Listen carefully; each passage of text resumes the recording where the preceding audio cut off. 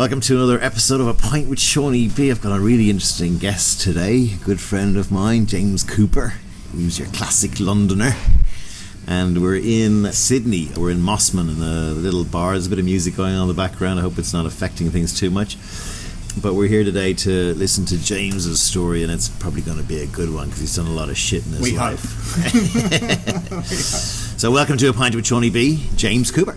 Hey Sean, how are you? Good to see you again. Let's clink our pint glasses. We do have a pint. Yeah, there you go. You've heard it all now. We're doing good. That's it. End of interview. It's only our 8th. No. Okay, so Sean's giving me a little bit of a rundown of what he wants to hear, and what he's going to hear is probably two different things.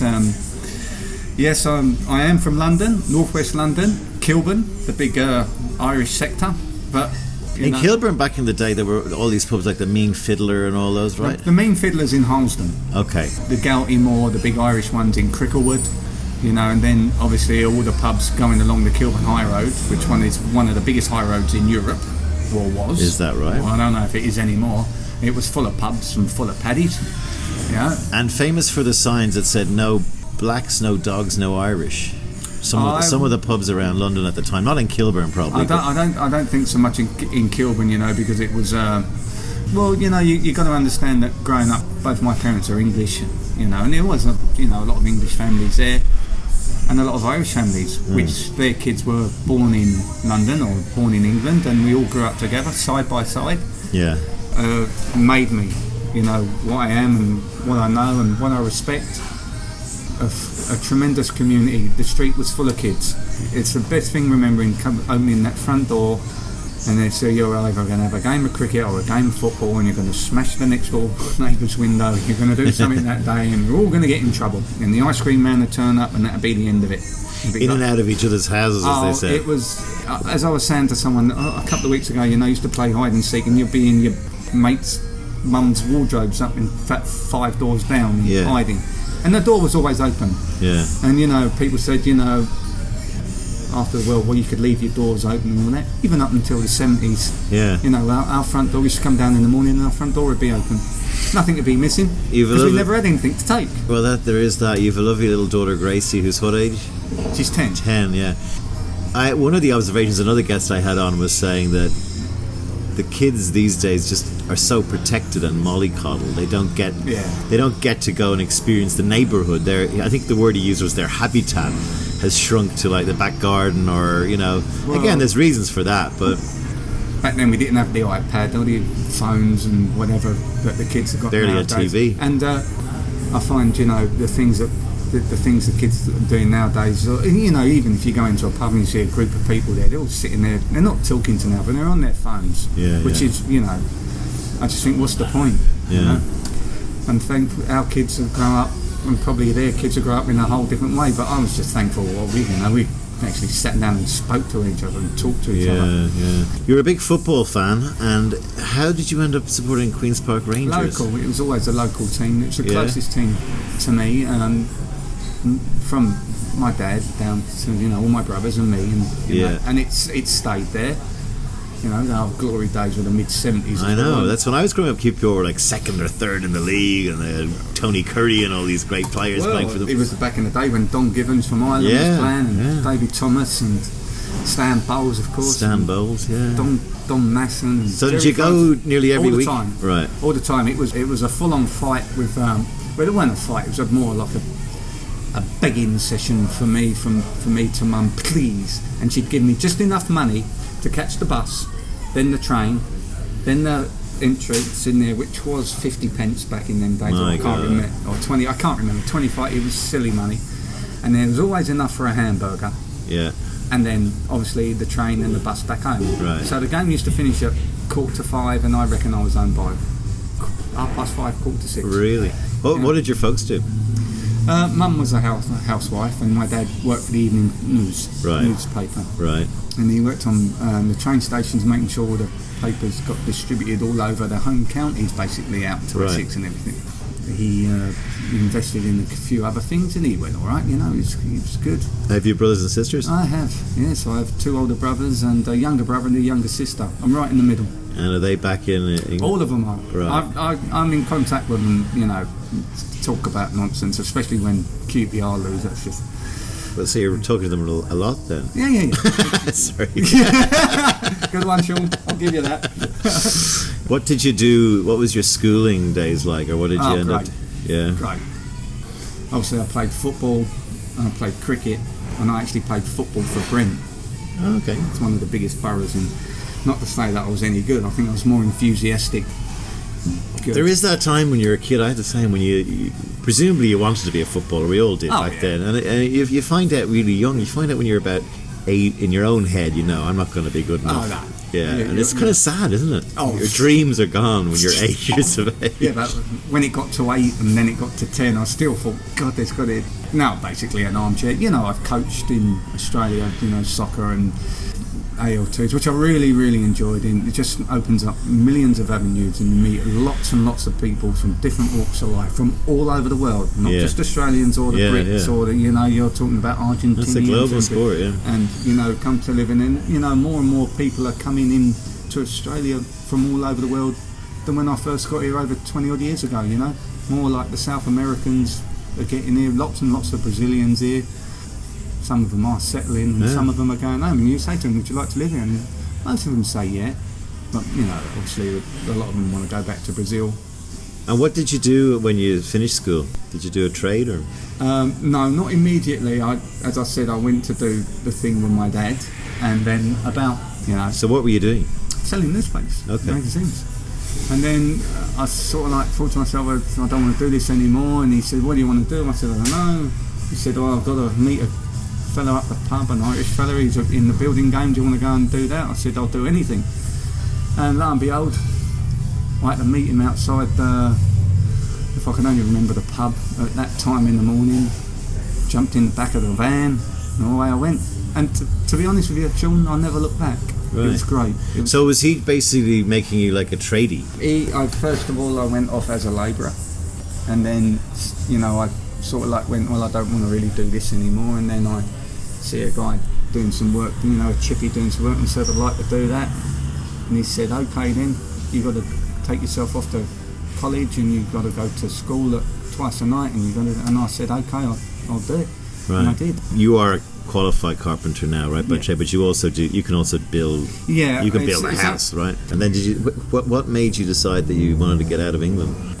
I remembered sitting in school, maybe 4 or 5, and they used to have a map of the world on the wall, and you just look around and then you did see Australia, and I said to myself, even at that age, I just don't want to go to that place there. I could have gone to. I remember when I was a child, there was show and tell day. One of the little kids was talking about his brother out in Australia, and he said, every Friday they all leave work at lunchtime and go sailing on the harbour. And he had pictures, and we were all like in depressed Dublin of the 70s going, yeah, sure, that as if that happens. And then I came here in 96 and it does happen. Well, it did, I came to Australia in 1992 to have a look with my first wife. Right. And she actually said, if you don't like Australia, I'll stay in, because I had a 3-bedroom house just outside Watford. Right. I'm quite happy to stay in Watford. So I said, okay. I said, but if I come to Australia, I said, I don't want to just go to one place. I want to have a look around. Yeah. So we flew into Brisbane and we looked around Brisbane and Sunshine Coast, things like that. We went to Brisbane, we flew down to Melbourne where we met a few friends that we met in London. And I didn't really like Melbourne because Melbourne actually reminded me of London. I can remember standing on the corner, you couldn't see the sky through the tram lines. And it's like Manchester or something, Yeah, and I was looking around, obviously. First thing you do is when you go to any other city, you look to see how many cranes are going up. Right. Lots of cranes going up, lots of work. Yeah. Brisbane didn't have any. So what I've done is I said, okay, we're going up to Sydney. I think we had about 4 days in Sydney. I can't remember rightly. I said, where we staying in Sydney? In King's Cross. Oh dear. Right in the middle of King's Cross. Sanitised to shit now, right? Wouldn't recognise it. Well, you probably wouldn't. You're never going to clean it up. Yeah. Never. You're never going to. So we stayed there, and I said, my first wife said, well, where do you want to go? And I said, well, I'll tell you what, I'll just go to, I want to see Bondi Beach, obviously, dreaming about it. And so I went there, and to be honest with you, I wasn't really impressed with it. Yeah. You know, I really want the whole area of Bondi. Yeah, well, it was pretty bad back then. Bit run down and everything. So I was quite disillusioned with that. And I said, where else is there? And she said, well, it's surely all better than Watford.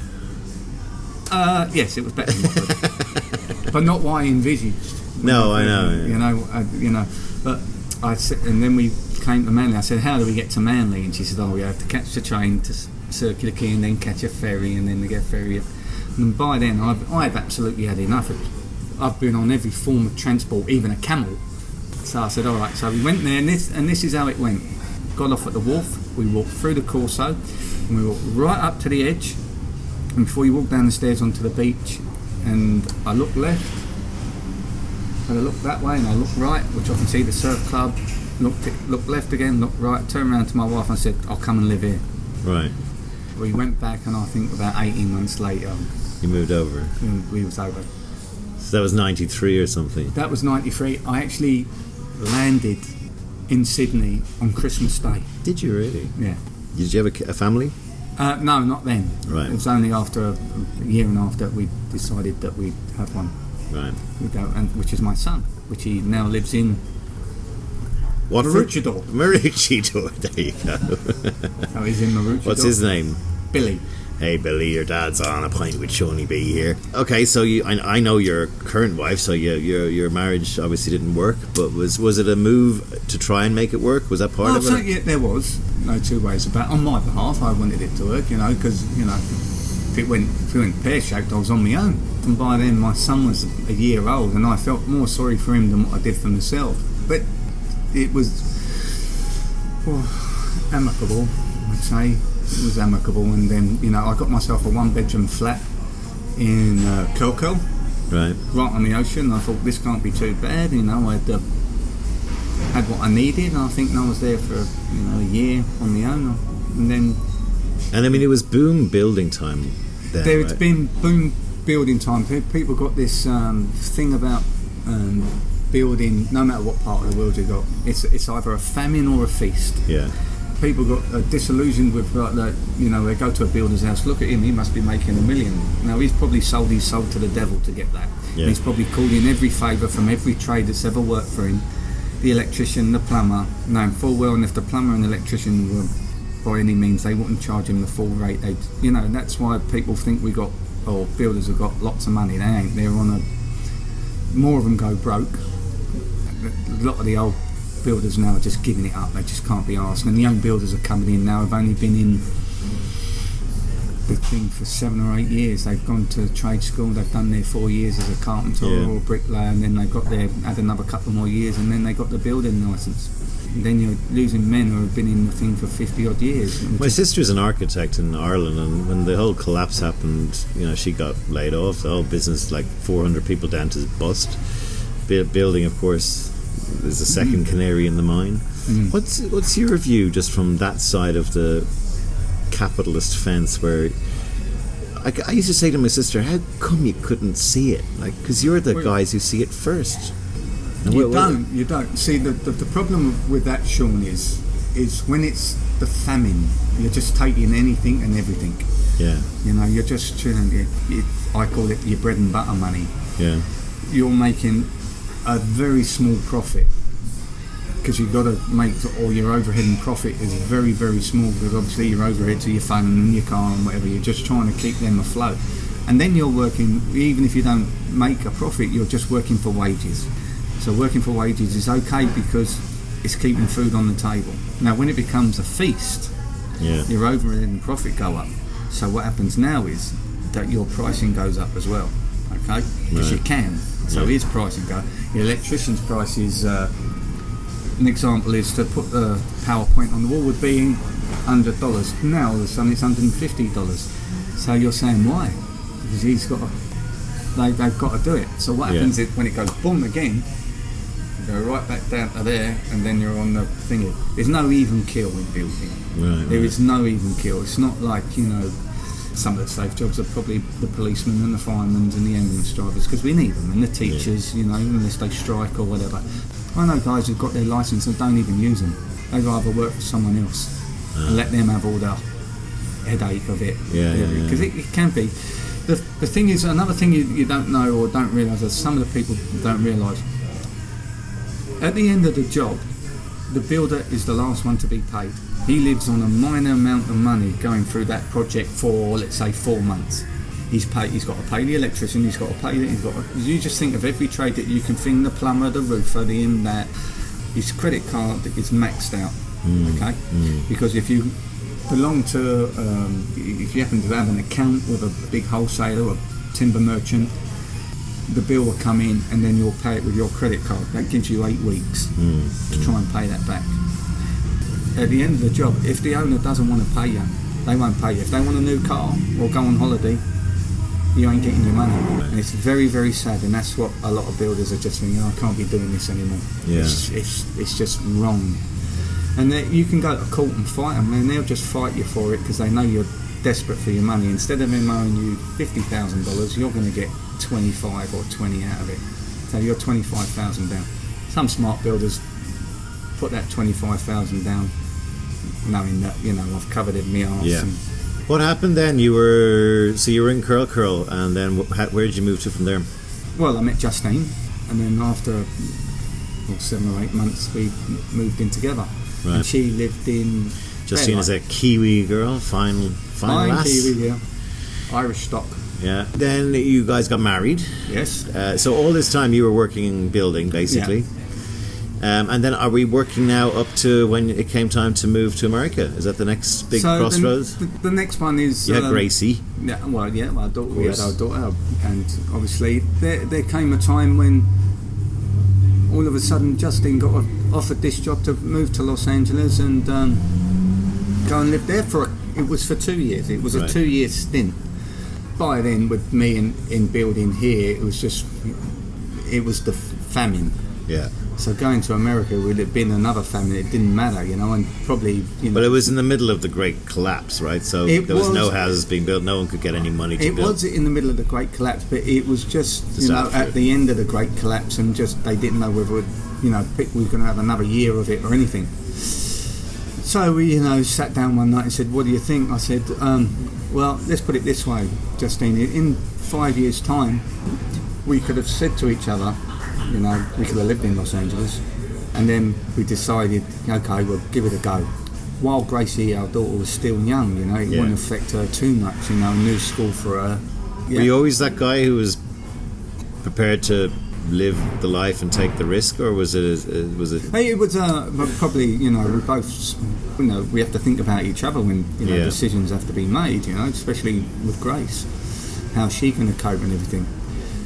Probably financially, it didn't do us that good. Experience-wise, we made some fantastic friends for life. Met you.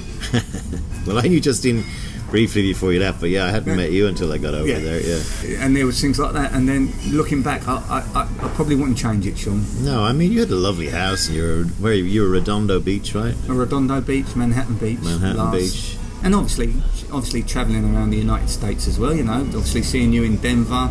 Justine, I'm glad Justine travelled a fair bit, She went to see the All Blacks in Chicago, which I think that was the highlight of everything. For you were also getting a fair bit of work out there, right? Well, what happened was the first 6 months it was, I was at home, and then it started stretching on a little bit. And then I thought, well, I better do something about this, so I inquired, and so I went down to the old-fashioned way, went down to a couple of construction sites, and, oh no, mate, you're going to need a licence. You've got to get a licence. So I said, well, okay then, where do I get that? And I phoned up, and they said, it's going to cost you this amount of money.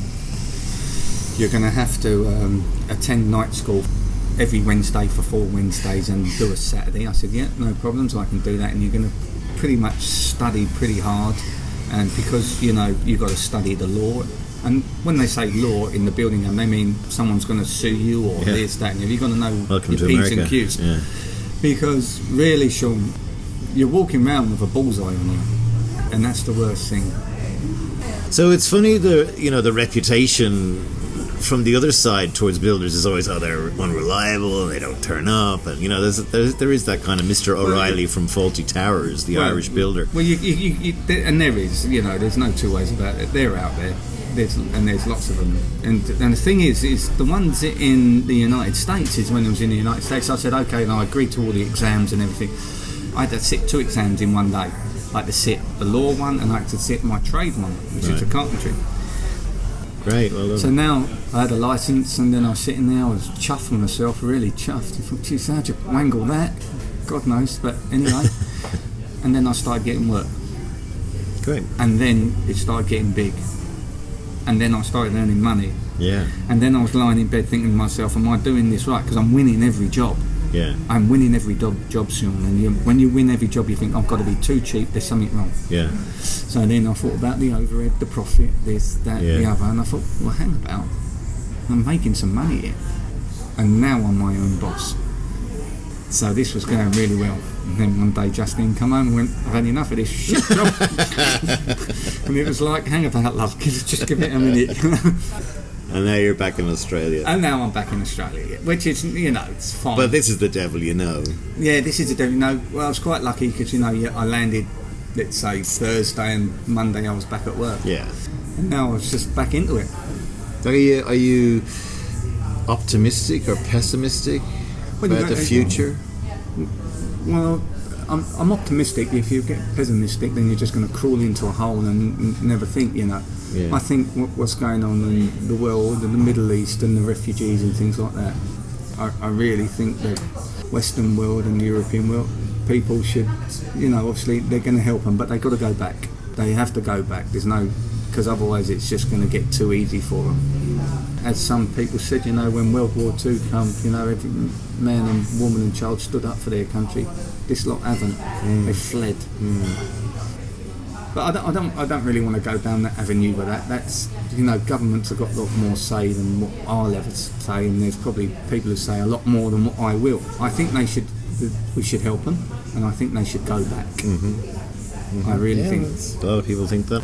It's a left versus right discussion, and a humanity thing as well. So you're not saying we shouldn't be inhumane. You're saying that one of the things is that in India, when they go overseas to study, go back and try and build India. I know the Irish diaspora are encouraged to try and come home and build our country back. So I guess when a country is just in absolute mayhem and shit, Well, some people we'll take the Irish and the British. They're leaving the shores, and especially the Irish. They found something good and they kept to it and they stayed there. Sean, you can't blame people for that. No. Yeah. Would I take my daughter back to live in Kilburn? No. It's not the Kilburn I know. Yeah. Did Kilburn get all fancy pants, or? It's all fancy pants. Is it really? When you were looking at that map going, I'm going to go there, what would you say about Australia to anybody who was thinking about coming here? I think now is